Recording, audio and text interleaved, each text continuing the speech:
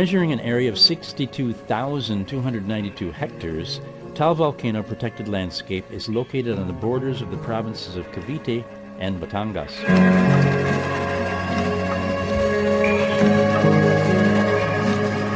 Although relatively small in nature, Taal Volcano is the most active volcano in the Philippines.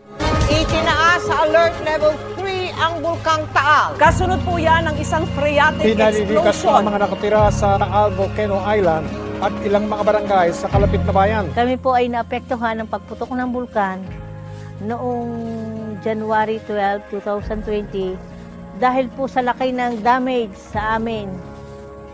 Ang karamihan po hindi nakapangisda, hindi po makapunta sa island na kung saan ang turismo ay dinadala doon ng karamihan pong naghahanap buhay. The locals living in its vicinity often describe it as small but terrible. Naapektuhan kami sa kabuhayan dahil nga po nung pagputok ng bulkan, mga natapon po ang aming mga alagang isda. Taal Volcano Protected Landscape is classified as extremely high urgent for biodiversity conservation, and conserving its flora and fauna is extremely crucial for its sustainability. Right now, ang recommendation ng PBOLCS kasi yung Taal Volcano Island is a permanent danger zone. So, ang permanent habitation doon o pamamalagi ng matagal ay dinidiscourage namin. At yung mga boating activity na malapit sa Volcano Island ay kung maaari ay iwasan o ipagbawal muna. Gawa nga ng doon yung posibilidad ng mga biglaang pagsabog, nandun yung posibilidad ng mga malalakas na paglindol na posibleng maramdaman, mataas ang gases or ang SO2, kasama yon. Kami po dito po sa bayan ng Cuenca, nagbigay po kami nagponto po kami ng relief goods para po dun sa mga Taal Volcano victims, para po sa pito pong barangay yung naapektuhan. Nagbigay din po kami ng financial assistance, na galing din po ito sa municipal fund.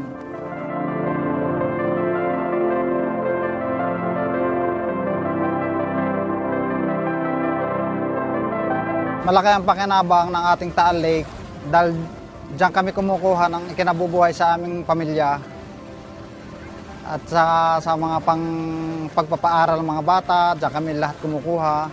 Malaki po ang naitulong ng ating lawa.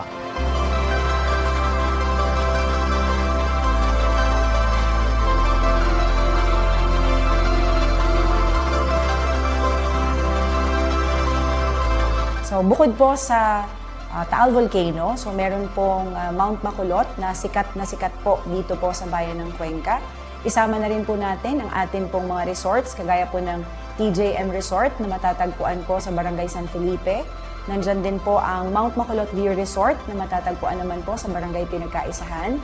Ang Sierra Mercedes na isa din pong resort, matatagpuan po ito sa Barangay 7. At ang bago pong approved by PAMB, ang Victoria's Resort na matatagpuan naman po sa Barangay Balagtas. Pinakakaiba po ang lawa ng Taal dito sa amin. Malaki po ang pakinabang namin sa TBPL na poprotektahan namin ang mga endangered at endemic species sa Taal Lake, na kung saan dito kami nabubuhay. Pinangangalagaan namin ang lahat ng buhay ilang dito sa lawa at sa kabundukan.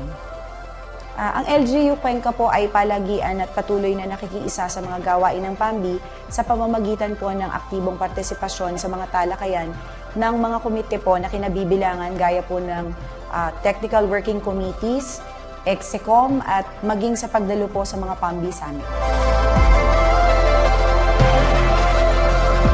Ay pagka po nakakakita po kami ng mga dumi, amin pong nililin na pinupulot po namin, dinadala po sa tabi sa tama pong lagayan ng mga basura.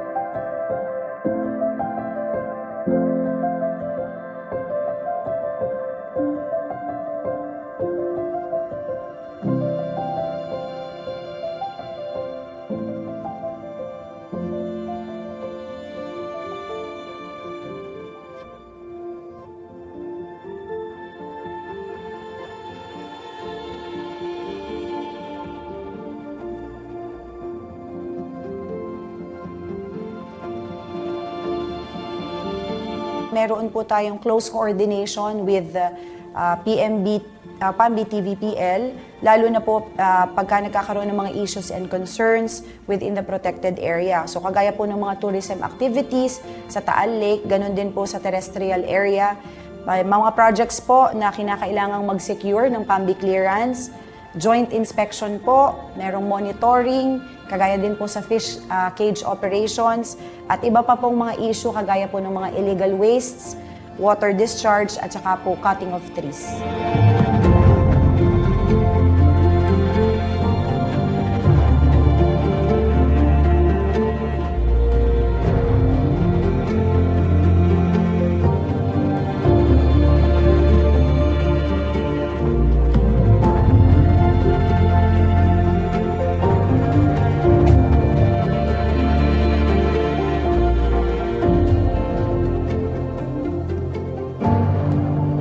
Mayor Faye and Daya Barreto, tayo ang kalikasan.